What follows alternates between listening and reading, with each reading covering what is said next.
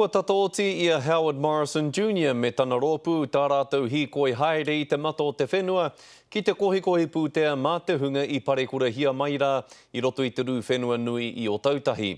Kei a mātou o te karere ngā whakāhua o tā rātou haerenga ki Hāmoa I kō tata kenei. He whenua rereke, he reo no iwike, enari he kanohi Māori e whakanahau ana I te tini o Hāmoa.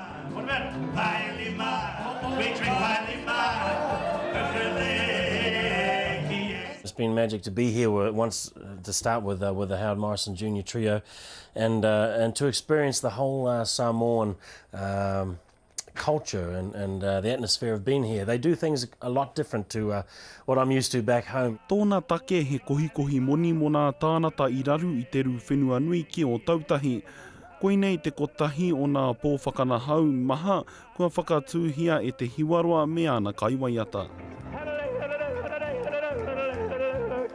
You know, we look forward to going to Christchurch and presenting that money to the Mayor of Christchurch, Bob Parker, to ensure that our people, the Māori people and the Polynesian people are receiving the support they need down there. He neke I te kotahirau mano tāla I kohikohia I te pōnei. I think we did well considering we normally do shows like this with a live band backing, whereas tonight we did it with backing tracks and you're limited to what you can do.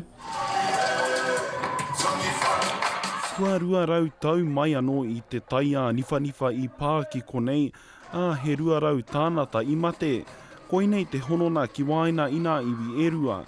I reira a Aotearoa e āwhinana I tauawa, no reira tā rātau he whakahoki I te āwhina.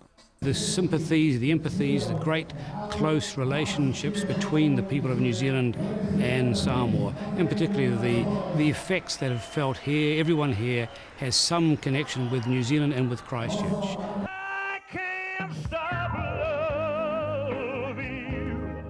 Ko nā moni katoa ko hāturia ki nā tānata Māori, moana nui a kiwa rānei I parekurahia e te rū whenua nui. Rā pāreta whae te karere.